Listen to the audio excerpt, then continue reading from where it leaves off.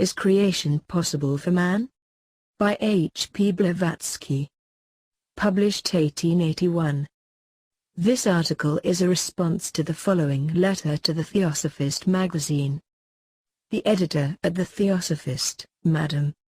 Talking the other day to a friend, who, like me, without being a Theosophist, takes a very great interest in the movements of your society, I incidentally happened to remark that the brothers of the first section were credited with such large powers, that even creation was not at times impossible to them.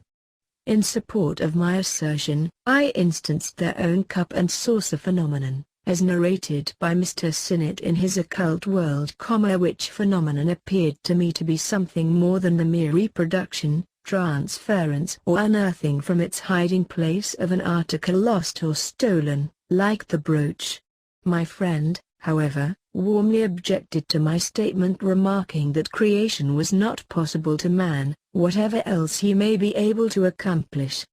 Believing, as I then did, in Christianity as the most perfect heaven-descended code of ethics on earth, there was a time in the history of my checkered life, checkered, I mean, as regards the vast sea of doubt and unbelief on which I have been tossing for over 20 years, when I would have myself as warmly, even indignantly, repelled the idea of creation as a possibility to man, but the regular reading of your journal, and a careful perusal of Mr. Sinnett's book and of that marvel of learning and industry your own eyes unveiled, have effected quite a revolution, whether for good or bad has yet to be seen, in my thoughts, and it is now some time since I have begun to believe in the possibility of phenomena beyond the range of my own narrow vision. Will you kindly tell me which of us is right, my friend or I? Not having the honor of being personally known to you, I close this letter only with my initial, H. Here is H. P. Blavatsky's answer.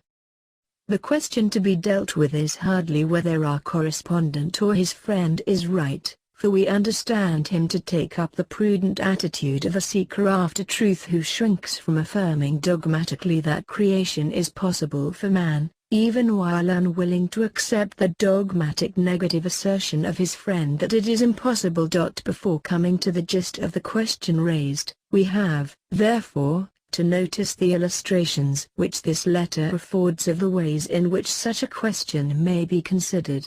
When our correspondent's friend denies that creation is possible for man, we can hardly assume that he does so from any conviction that he has sounded all the mysteries of nature, and knowing all about the universe, being able to account for all its phenomena, has ascertained that the process, whatever that may be, which he conceives of as creation, does not go on anywhere in obedience to the will or influence of man, and has further ascertained that there is something in man which makes it impossible that such a process should be accomplished. And yet, without having done all that, it is bold of him to say that creation is impossible. Assuming that he is not a student of occult science, and the tone of the letter before us conveys the impression that he is not our friend's friend when he makes his dogmatic statement, seems to be proceeding on the method but too commonly adopted by people of merely ordinary culture and even by a few men of science, the method which takes a large group of preconceived ideas as a standard to which any new idea must be applied. If the new idea fits in with, and seems to support the old ones, well and good, they smile upon it. If it clashes with some of these, they frown at it, and excommunicate it without further ceremony. Now the attitude of mind exhibited by our correspondent, who finds many old beliefs shattered by new ideas, the force of which he is constrained by moral honesty to recognize, and who, therefore, feels that in presence of the vast possibilities of nature he must advance very cautiously and be ever on his guard against false lights held out by time-honored prejudices and hasty conclusions, seems to us an attitude of mind which is very much better entitled to respect than that of his overconfident friend. and we are the more anxious to recognize its superiority in the most emphatic language, because when we approach the actual question to be discussed, the bearing of what we have to say will be rather in favor of the view which the friend takes of creations, if indeed we are all attaching the same significance to that somewhat overdriven word. It is needless after what we have just said to point out that if we are now going to make some statements as to what is, and what is not the fact, as regards some of the conditions of the universe, we are not on that account infringing the rules of thought just laid down. We are simply giving an exposition of our little fragment of occult philosophy as taught by masters who are in a position to make positive statements on the subjects and the credibility of which will never be in danger from any of those apparently inexplicable occurrences related in the books to which our correspondent refers, and likely enough, as he justly conceives, to disturb many of the orthodox beliefs which he has seen crumbling around him. It would be a volume we should have to write, and not a brief explanatory note, if we attempted to begin by elucidating the conviction we entertain that the masters of occult philosophy above referred to are entitled to say what is and what is not.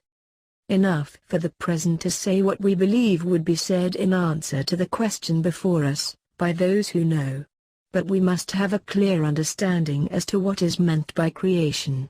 Probably the common idea on the subject is that when the world was created, the Creator accorded himself or was somehow accorded a dispensation from the rule ex nihilo nihil fit and actually made the world out of nothing. If that is the idea of creation to be dealt with now, the reply of the philosophers would be not merely that such creation is impossible to man, but that it is impossible to gods, or God, in short absolutely impossible.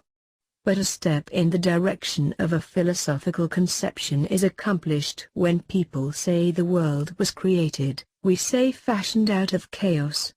Perhaps they have no very clear idea of what they mean by chaos, but it is a better word to use in this case than nothing. For, suppose we endeavor to conceive chaos as the matter of the universe in an unmanifested state, it will be seen at once that though such matter is perfectly inappreciable to ordinary human senses, and to that extent equivalent to nothing, creation from such materials is not the production of something which did not exist before, but a change of state imposed upon a portion of universal matter which in its previous state was invisible, intangible and imponderable, but not on that account non-existent.